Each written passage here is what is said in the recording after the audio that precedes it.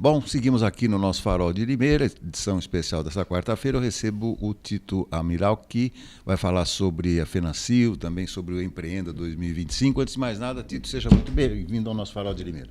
Bom, Beto, muito obrigado. Eu agradeço em nome da CIL, a oportunidade de estar aqui falando com o seu público. Queria saudar todo mundo que está acompanhando a gente aqui pelo YouTube. É uma grande alegria poder falar um pouquinho desses projetos que envolvem a CIL aí, que acabam indo para toda a nossa comunidade empresarial, né? A CIL é uma entidade de quase 100 anos.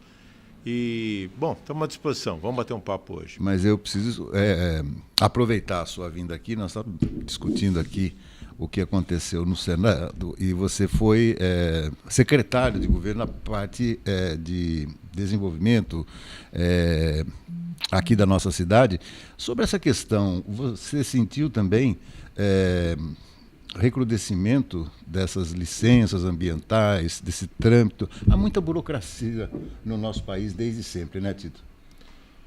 Olha, eu estava atuando no governo como secretário de desenvolvimento, né?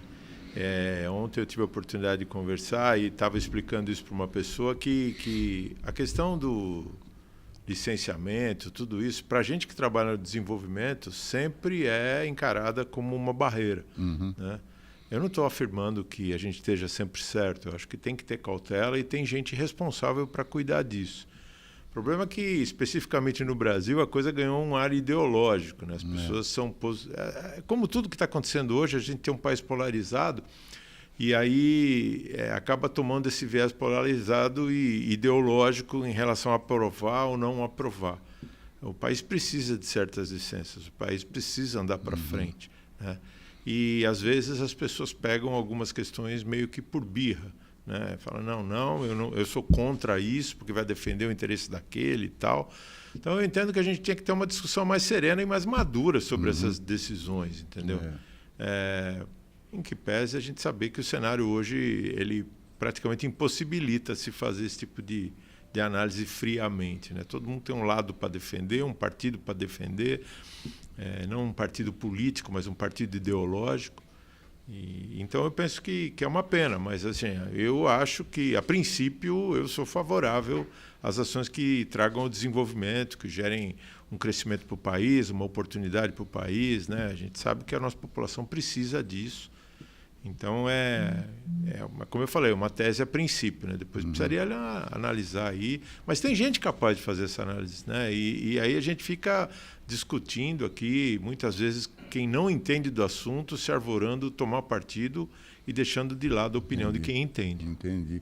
E só para a gente encerrar esse ponto, aqui você atribuiria a lentidão dessas análises, aprovações ou impedimentos, principalmente na área ambiental? Falta gente, Tito?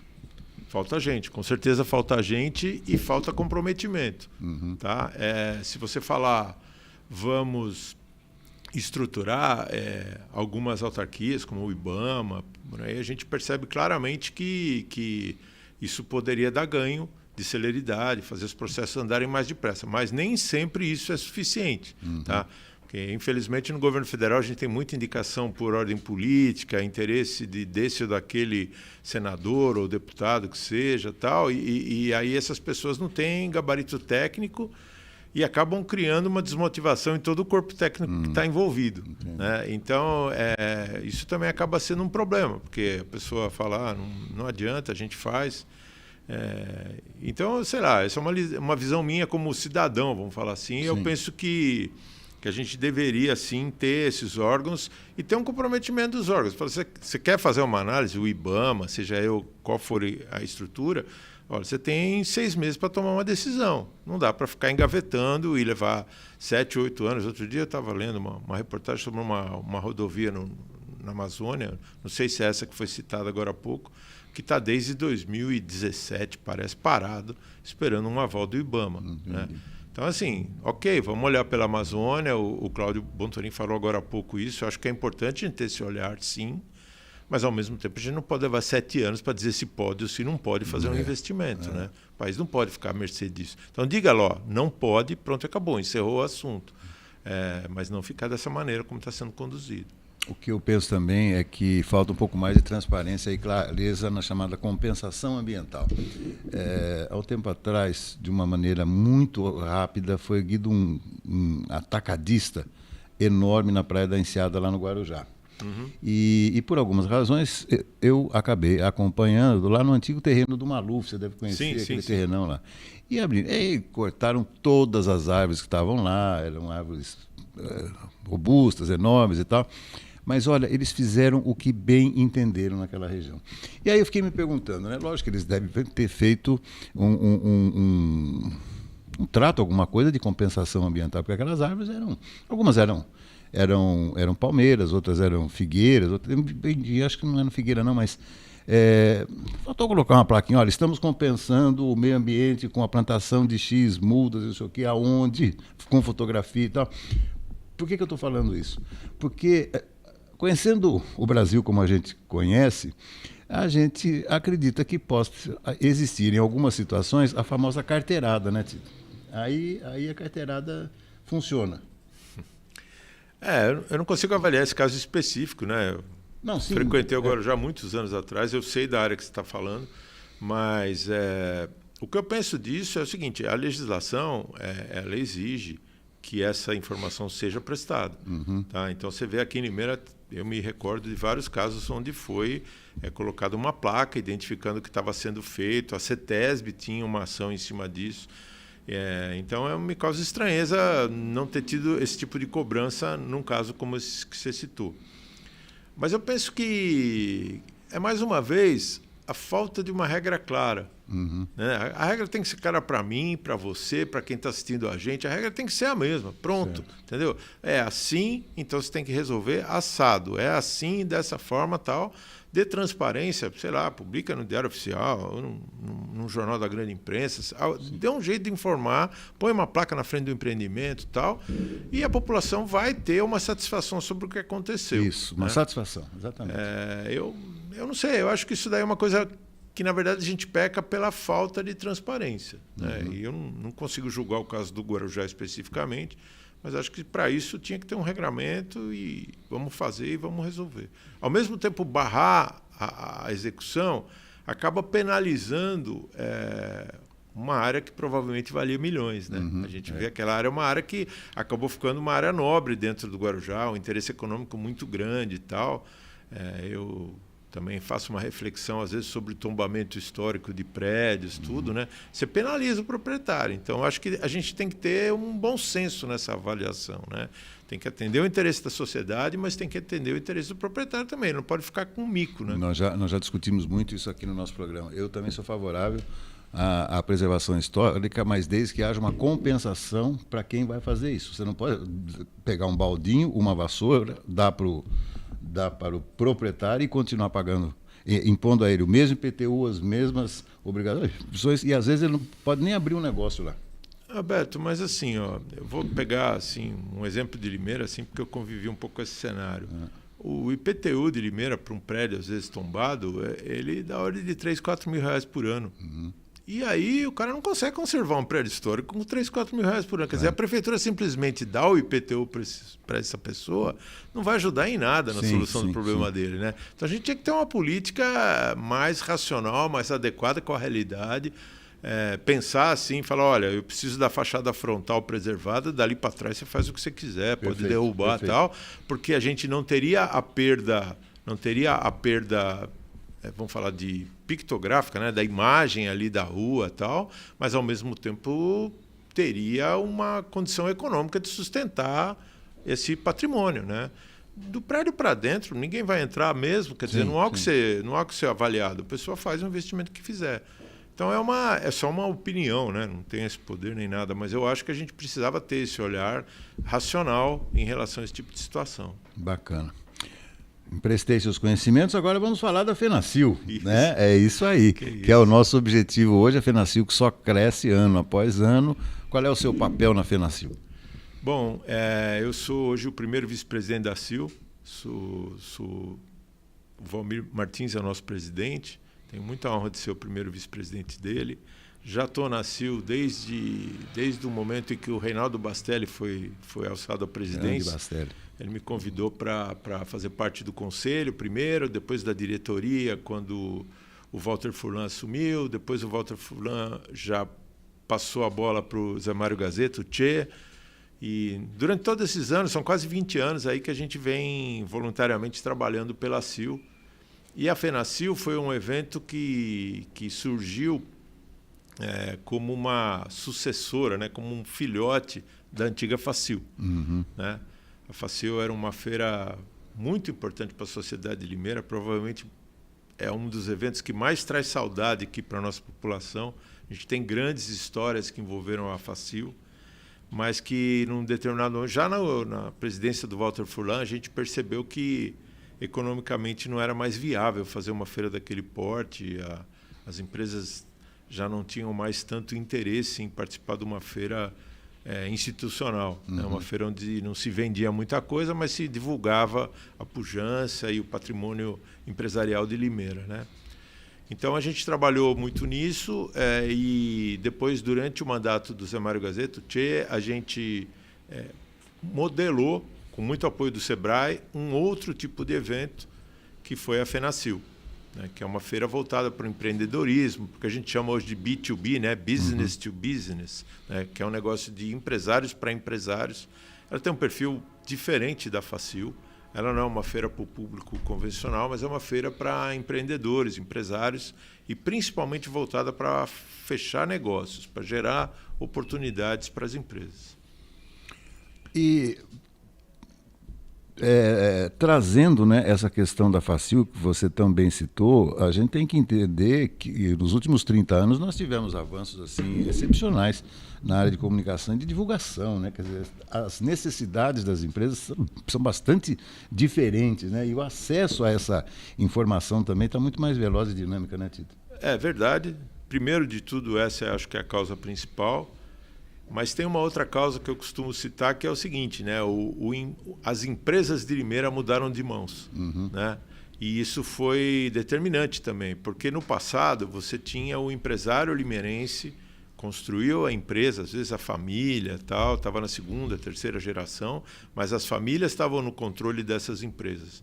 E a gente tinha uma autoestima muito grande pelo êxito dessas empresas. Então você pega Freios Varga, Fumagalli, todas essas empresas hoje ainda existem, mas elas estão na mão de outras empresas, né? São multinacionais, controlando e tal. Então esse vínculo com a sociedade de Limeira acabou sendo perdido, né? As empresas estão aí, estão gerando emprego, estão gerando impostos, tal, mas elas não têm mais essa ligação umbilical aí com a comunidade de Limeira, né? E nesse momento a gente percebeu que a atratividade da FACIL acabou sendo perdida para esse tipo de empresa. Exatamente. Eles falam, não vamos vender nada numa feira dessa, não temos interesse nenhum em participar, tal. Então isso acabou enfraquecendo muito as possibilidades da FACIL, porque a FACIL era uma feira grandiosa, trazia um monte de artista, tal, né? E aí a gente começou a ter dificuldade de desenhar esse contexto, né? Então eu acho que hoje, se falar em FACIL, até porque a própria legislação causaria muita restrição para qualquer envolvimento de prefeitura e tudo mais. Então, hoje, você falar em FACIL acaba ficando um pouco difícil, pelo menos para um município do porte de Limeira e da estrutura de Limeira. Ela teria que ser totalmente privada na sua avaliação, então? Primeiro, ela teria que ser... Bom, eu não sei, aí cada um tem uma visão, né? Mas eu, por princípio, até por atuar no meio empresarial, eu não gosto muito de dinheiro público envolvido com essas coisas, claro. Tá? Mas é uma filosofia pessoal minha. Então, isso já geraria uma barreira natural. E, em segundo lugar, como eu te falei, as grandes empresas, né, vamos falar, o recurso que mais circula dentro de Limeira no meio corporativo, elas não enxergam isso como uma necessidade básica. Elas enxergam isso como, às vezes, um aspecto social. Mas, assim, não há interesse de investir uma quantidade grande de recursos necessária para fazer um evento desse porte. Então a FACIL acabou ficando sem chance da gente conseguir realizar um evento desse.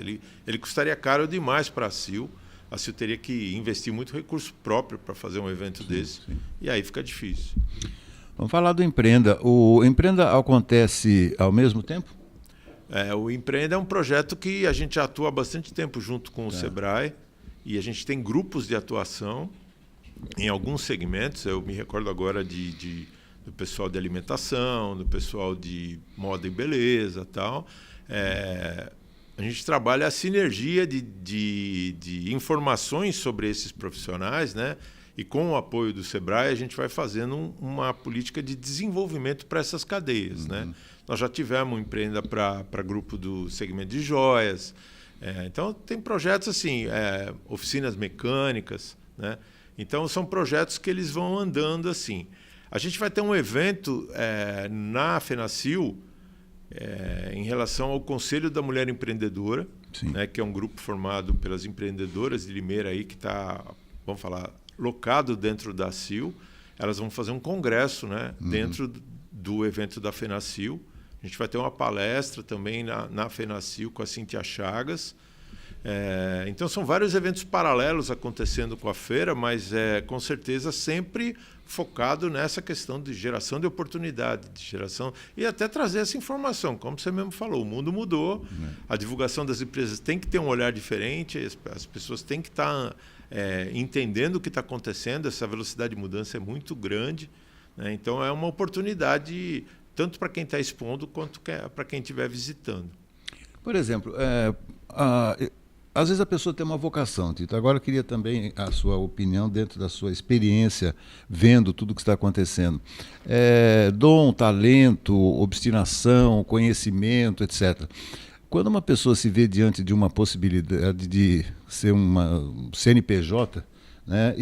Aliás, eu vi uma matéria recentemente, me deixou assustado pela mudança drástica pela qual nós estamos passando, ou seja, os jovens hoje estão com medo de ser CLT. Eles estão preferindo tentar um CNPJ aí. É claro que um sonho não é suficiente para a pessoa se alavancar no meio do empreendedorismo. Qual seria o passo a passo para alguém que queira montar o seu próprio negócio, ter a sua própria atividade? Onde que encontra suporte para isso, Tito? Bom, primeiro, assim, de cara, eu acho que o Sebrae tem uma missão muito relevante nessa questão de orientar o empreendedor, né? Então, a gente tem aqui em Limeira a estrutura do Sebrae, pode ajudar bastante nessas orientações. A pessoa que tem um interesse em ter um próprio negócio, você falou essa questão do CNPJ, né, da pessoa ser autônoma e não mais CLT, né? Eu penso que é um momento da sociedade fazer uma grande reflexão sobre isso, né? Porque a gente tem alguns pilares aí dessa situação que elas vão legar um cenário esquisito, para não falar outra coisa, daqui para frente. Porque, assim, essas pessoas não estão praticamente contribuindo com a Previdência Social, a gente vai ter um problema muito grande com a Previdência Social daqui para frente, e no futuro essas pessoas não vão ter direito à Previdência Social também, porque abriram mão de contribuir. Então, é uma coisa que a gente precisa ter uma discussão madura, serena.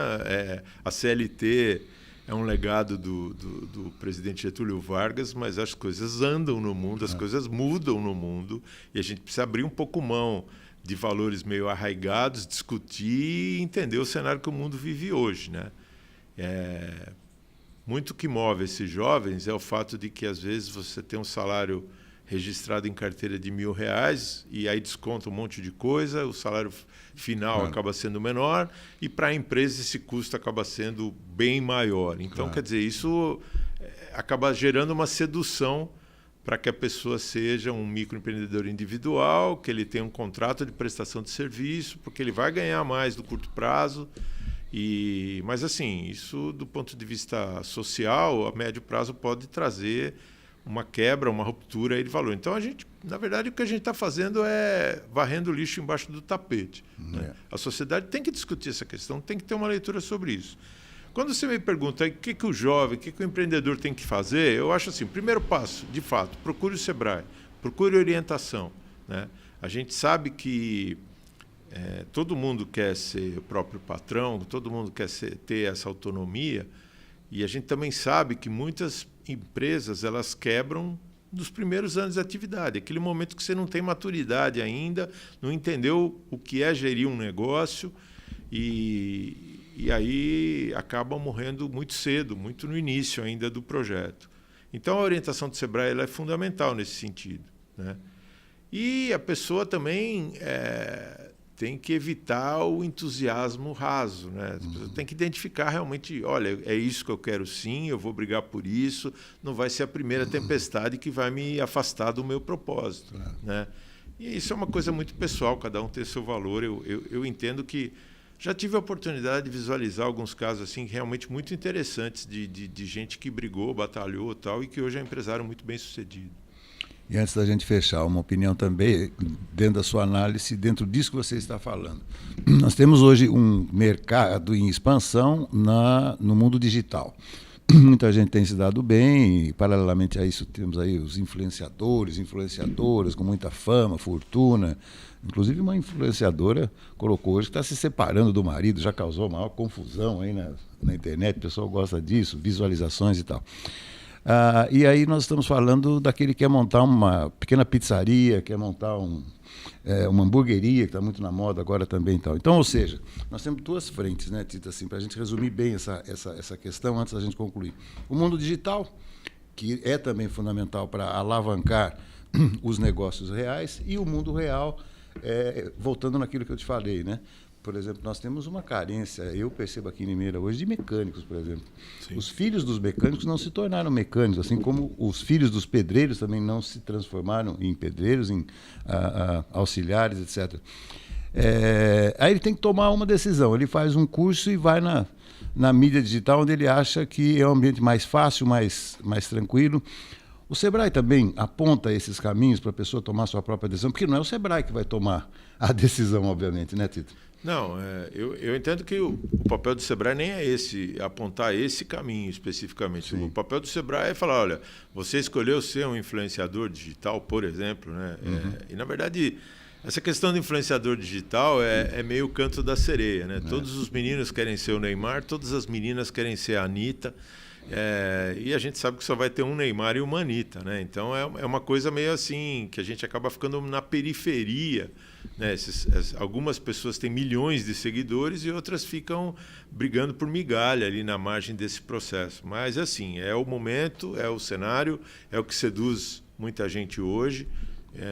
Cabe a gente entender, eles vão provavelmente tomar outros destinos e tal. O papel do Sebrae, na verdade, é falar assim, bom, você fez a sua escolha, é nisso que você quer atuar, e aí eu penso que, por exemplo, esse caso que você citou, a hamburgueria, a pizzaria, o cara que quer realmente uma atividade, né, mais de serviço, mais mão na massa ali, produzir, gerar uma renda, eu vejo mais consciência nesse tipo de empreendedor, em que pese o meio digital gerar realmente muita movimentação de dinheiro. Bom, aí o Sebrae pode ajudar bastante, pode ajudar com visão de gestão financeira, com visão de estratégia, e tudo isso vai acabar contribuindo para que o projeto não seja um fracasso rápido, né? E eu penso que jovem, na verdade, isso faz parte da cultura que a gente vive hoje, né? E principalmente para nós que somos de outra geração, de outros tempos, de outros cenários, a gente também tem que procurar entender e procurar assimilar, né? Eu vejo, hoje de manhã eu estava conversando com um sócio na minha empresa, como é difícil para a gente entender a cabeça dos jovens hoje, a forma de ver o mundo deles e a nossa comunicação com eles. Então, acho que esse papel não é só deles, a gente tem que fazer um esforço também de entender a juventude, de entender essa velocidade. Eles nasceram com a internet já disponível, a gente viu a internet surgir.